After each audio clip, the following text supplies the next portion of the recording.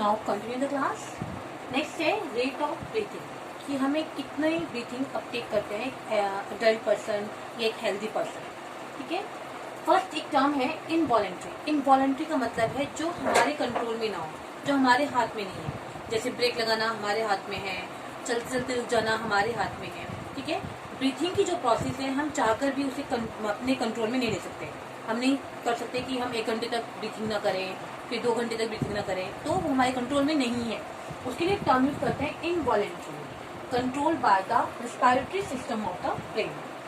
इसको कौन कंट्रोल करता है? हमारे ब्रेन में रेस्पिरेटरी सिस्टम उसको कंट्रोल करता है। Average breathing rate in adult, एक एडल्ट के अंदर कितनी ब्रीथिंग रेट होना चाहिए जब वो रेस्ट करता है? 15 to 18 पर मिनट, इतना ब्रीथिंग रेट होना चाहिए।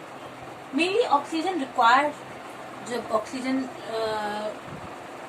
ब्रीथिंग के लिए या रेस्पिरेशन के लिए हमारी ऑक्सीजन जो रिक्वायर्ड होती है उसको बॉडी के डिफरेंट पार्ट तक पहुंचाने में कौन हेल्प करती है? ब्लड। और ब्लड में भी मेन कौन पार्ट? हीमोग्लोबिन।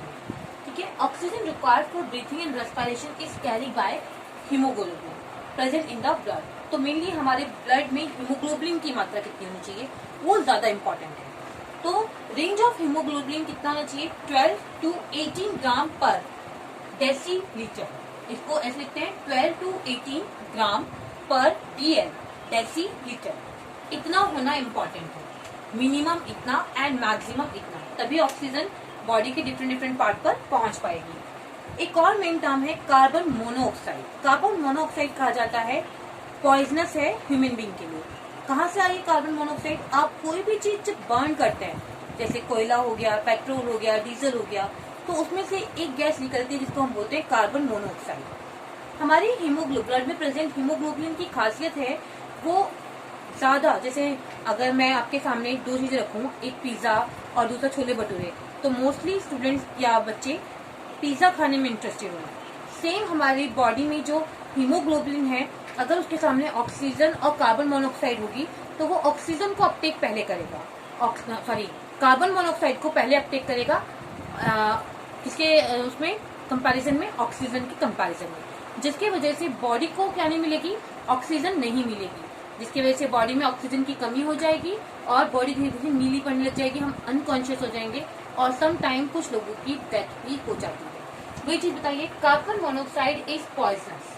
CO क्या है? Carbon monoxide is poison. A fuel burn, जैसे कोई petrol, diesel etcetera etcetera, haemoglobin more efficiently for carbon monoxide then O2।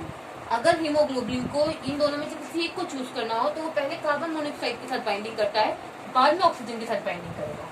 Due to lack of oxygen, जिसकी वजह से बॉडी में ऑक्सीजन की क्या हो जाएगी? कमी हो जाएगी, कैन नॉट ब्रीथ प्रॉपर्ली, और हम सांस नहीं ले पाएंगे।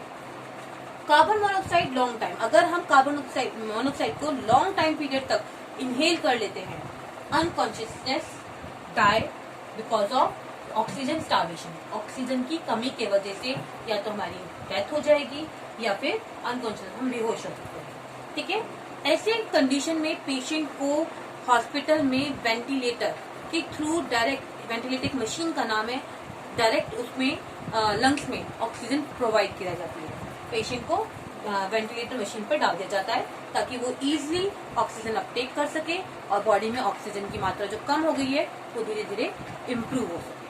तो रेट ऑफ ब्रीथिंग नॉर्मली इतना होना चाहिए 15 to 18 पर मिनट, लेकिन इस पर डिपेंड करता है आपकी हीमोग्लोबिन पर, और हीमोग्लोबिन मिनिमम 12 और मैक्सिमम 18 ग्राम पर डेका लीटर होना चाहिए। कार्बन मोनोऑक्साइड हमारी सेहत के लिए बहुत हानिकारक होती है, पॉइजनस होती है, बिकॉज हीमोग्लोबिन की खासियत है वो कार्बन मोनोऑक्साइड से पहले बाइंडिंग करता है एज कम्पेयर ऑक्सीजन, जिसकी वजह से अगर ज्यादा मात्रा में हम कार्बन मोनोऑक्साइड अपटेक कर लेंगे तो हम अनकॉन्शियस या डेथ की कंडीशन में पहुंच सकते हैं। Thank you class.